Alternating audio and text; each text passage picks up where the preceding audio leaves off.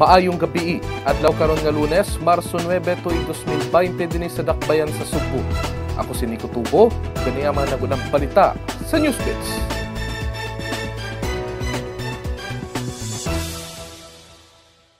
Gikumpirmar sa Department of Health nga aduna nay 20 ka kaso sa coronavirus disease sa Pilipinas. Tungod niini gipaubos na sa state of public health emergency ang tibuok nasod. Ani ang dugang detalye sa report ni Kenneth Torres. Gikumpirmar sa Department of Health karong adlaw nga niabot na sa 20 ka kaso sa coronavirus disease ang natala sa Pilipinas.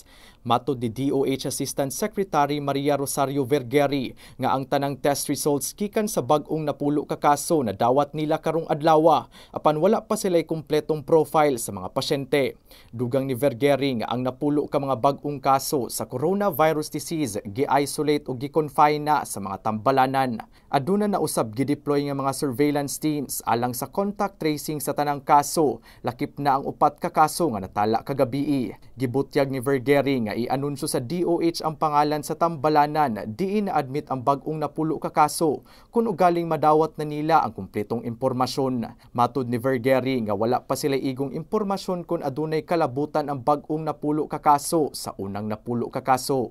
Sa laing bahin, ni-issue kagabi og proklamasyon si Presidente Rodrigo Duterte nga nagpaubos sa nasod sa state of public health emergency tungod sa padayong hulga sa coronavirus disease.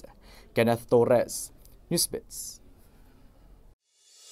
Usa ka babaeng German national ang nanghasi sulod sa presuhan sa Dakbayan sa Mandaue, human wala tagaay og sigarilyo sa mga otoridad.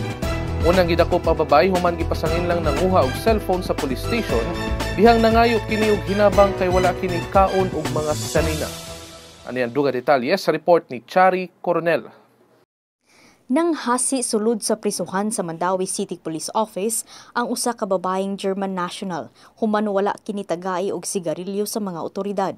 Matod ni Police Corporal Framel Lambating, usa ka custodian sa detention facility sa MCPO nga mibisita ang langyaw ni adtong Marso 7 sa Centro Police Station aron mangayo og ayuda sa kapulisan gumikan kay wala kini kaon og mga sinina.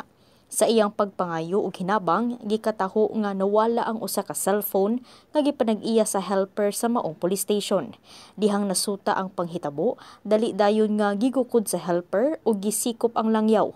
Nakuha gikan sa langyaw ang cellphone, duha ka charger og 500 pesos. Gituuhang mogamit ang langyaw og heroin, hinungdan nga nanghasi kini o gipangdapatan o gisabyagan og tubig ang kaubang piniriso niini samtang nangatulog. Giingong giluwaan usab sa langyaw si Lambating. Gidala na kaganiha ang langyaw sa Hall of Justice aron pasakahan og kasong pagpangawat.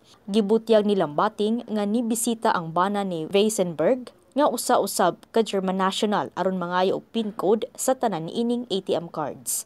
Chari Coronel, Newsbeats. At ang iyang ubang pa mga balita sa pagbalik sa Newsbits.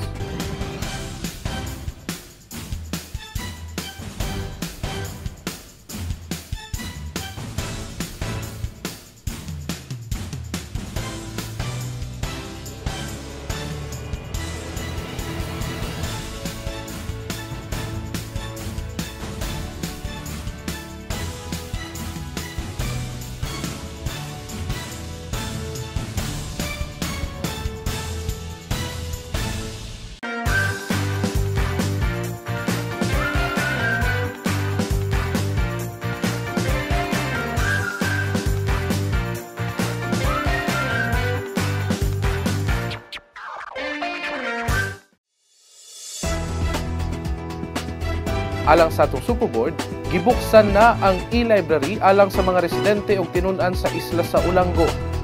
Gitanyag nga serbisyo sa maong library ang libreng pag-research o pag-print sa mga proyekto o research paper sa mga estudyante. Nitambong atol sa pagbukas sa e-library ang mga tinun-an sa Santa Rosa National High School ug Nemesio Epifania Taneo Memorial High School kinsa nakapahimulos sa maong pasilidad. Niadtong Oktubre 2019, gibuksan ang laing e-library sa mainland sa Dakbayan sa Lapu-Lapu. Samtang aduna usab libreng serbisyo alang sa tanan sa Barangay San Vicente sa isla sa Ulango. Lakip nga gitanyag nga serbisyo ang libreng dental check-up, medical check-up, tambal, haircut, massage, facial, blood sugar testing, manicure, pedicure, cats and dogs vaccination, registration of senior citizens, PWD ug solo parent ug legal consultation. Aduna usab libreng seminar sama sa livelihood training, drug awareness seminar ug environmental management seminar. Ipahigayon kini karong Marso 13 sugod alas 7 sa buntag hangtod alas 12 sa udto sa ilang barangay gym. Gipahibaw ang publiko nga strikto nila nga ipatuman ang first come first serve basis. Alang sa balitang sports, aniya si Kenneth Torres. Opisyal nang gibuksan kagahapon ang Open Basketball Association 2020 First Conference sa Open Gym sa Dakbayan sa Lapu-Lapu. Gitambungan kini sa 16 ka mga teams nga gilangkuban og 240 ka mga magdudua sa Dakbayan nga nagpangidaron og 35 o 45 pataas. Sa unang duwa nahitabo ang panagharong sa Cebu Hales ug John V. and Clarex. Sa unang duha ka quarter, sikit pa ang duwa sa duha ka mga kampo sa iskor nga 37 sa Cebu Hales, batok 36 sa John V. and Clarex. Apan sa third quarter, nipauwan og 3 puntos ang Cebu Hales, hinungdan nga naangko na nila ang 3 puntos nga labaw batok sa ilang kontra. Ug sa nahabiling 7.7 segundo sa fourth quarter, nahimo kining kulbahinam nga duwa human gipaubos sa John V. and Clarex ang labaw sa Cebu Hales ngadto na lang sa 3 puntos. Giselyo na sa Cebu Hales ang kadaugan sa iskor nga 83-78 pinaagi sa ilang hugot nga depensa og fast break play batok John V. and Clarex. Gitanghal isip best player of the game si Gilbert Lucero sa Cebu Hales, human kini nitala og 24 puntos. Nangulo alang sa pagbukas sa OBA 2020 si Lapu-Lapu City Mayor Junard Ahong Chan, OBA founder, Councilor Rico Amores, Councilor John Vincent de la Serna ug ubang mga opisyales sa Dakbayan. Kenneth Torres, Newsbits. Ug mo kato naglangkob sa mga nagunang balita. Alang sa dugang kasayuran, bisitaha ang www.sunstar.com.ph. Subscribe sa among YouTube channel ug i-follow ang among social media accounts sa Twitter ug Facebook. Ako si Nico Tubo ug kini ang Newsbits.